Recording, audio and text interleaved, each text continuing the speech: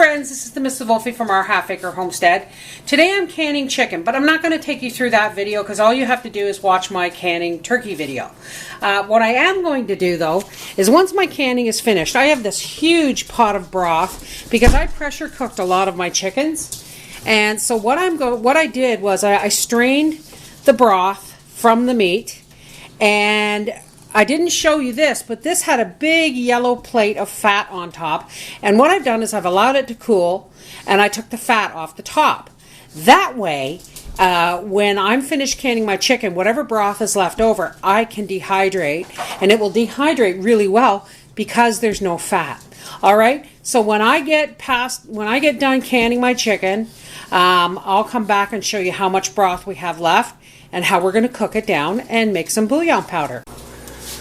Okay, I've got 12 pints of chicken and broth in the pressure canner, and this is how much broth I have left. It's about up to here. And I'm going to cook this right down to about that much, and then we're going to dehydrate it. Alrighty, folks. Yesterday, I canned 12 pints of chicken and broth.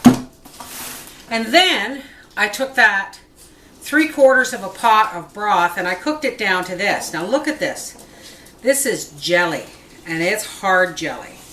So now what I'm going to do is I'm just taking this knife and I'm going to cut this into slices as thin as possible, because we're now going to dehydrate this. When I did my beef bouillon powder, someone asked me, well, why don't you cook it down to gel and then put it on the tray in gel? Well, what happens in the dehydrator is it gets hot and this will liquefy again down to like a gravy.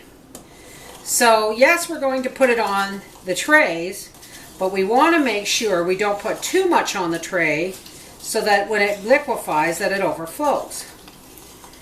There we go. And we're just going to take a dehydrator tray, and I'm going to try, there we go, look at that, folks. It's like a Jell-O jiggler.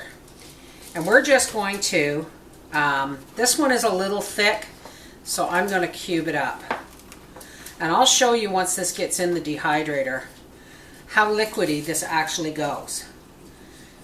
Look at that, isn't that beautiful? The other thing about letting it gel, it comes out of the bowl really clean. All right, I'll show you when this melts. Okay, that's why we don't put too much on the trays, because once it starts to heat, it will liquefy. Alrighty. Okay, it's been a couple of hours. Let's have a look. Oh, it's all melted nice. Oh, look, it's already getting hard. So, a few more hours and I should be able to grind that up.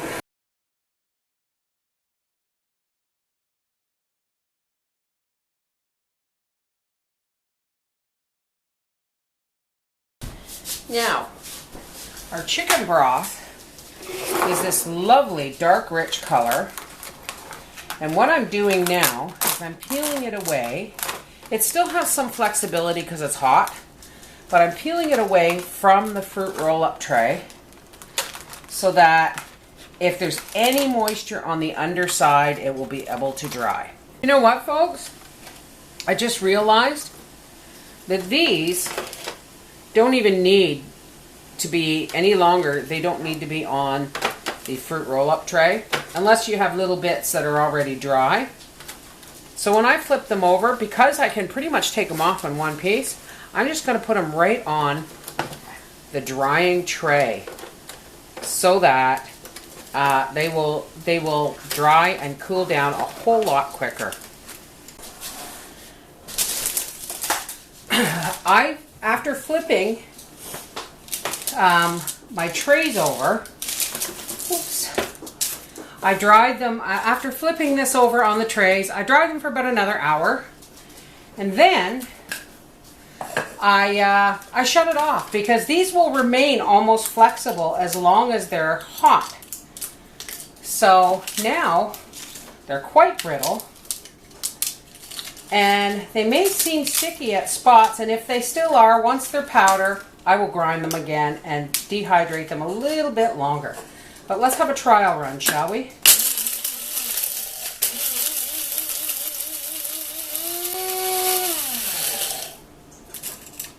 Oh yeah, that's lovely. It smells delicious.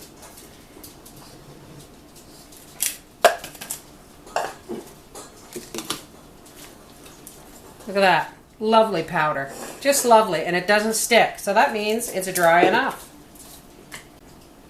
Alright, some of this feels a little bendy without really being brittle.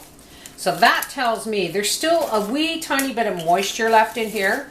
So what I'm probably going to do is once I have this down to, all of it down to powder, see how there's kind of clumps in there? Once I have this all down to powder, just like my dehydrated eggs, I'm going to pour the powder onto a fruit roll-up tray and dehydrate it just a little bit more. Now we're not quite done yet, and I'm going to have to do some more dehydrating of this. But Wolfie's home, and he's got a really stubborn cold, by the way, but he's volunteered to test drive this for flavor. I'm just taking just a level, teaspoon, a coffee spoon. It's not even a full teaspoon. And I'm going to put it in this cup of hot water from the kettle. This actually might need a little bit more. I don't know. But it's not got a lot of sodium in it either, like store-bought broth. Does it need more?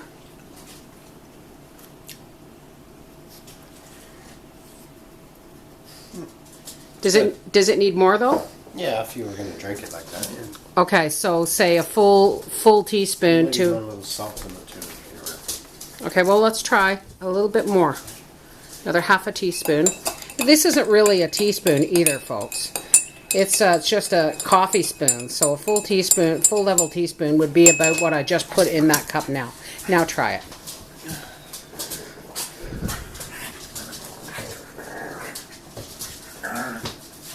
Lots of flavor. Lots of flavor? Yep. Okay, thanks, honey.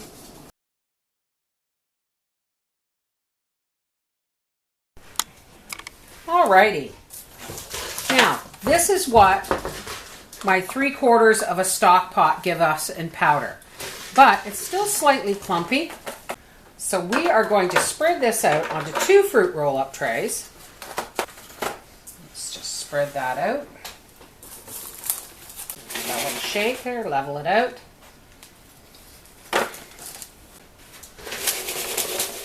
Now, it still has a tendency to be a little bit clumpy.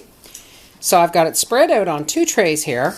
And I'm just going to dehydrate it a little bit more for a couple more hours. Only because once it's broken up, then you have air getting at every little particle of your broth. Hence, that with the lack of fat, no clumping. Alrighty, folks, we're back.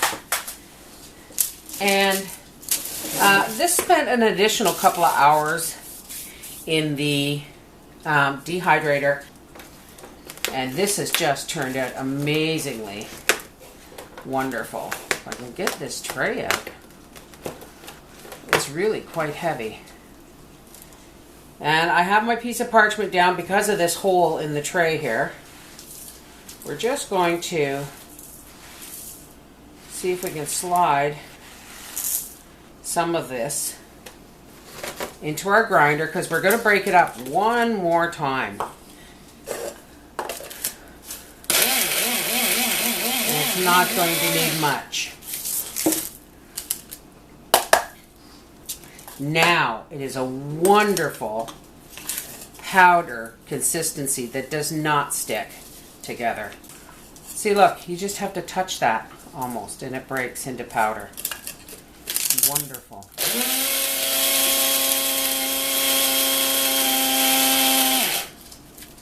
Somebody asked me once how you stop homemade broth bouillon from clumping, and I said you can't. Well, I'm pretty sure now I can. All right, we'll be back when I'm all done this. Well, there it is, folks. 3 days in the making.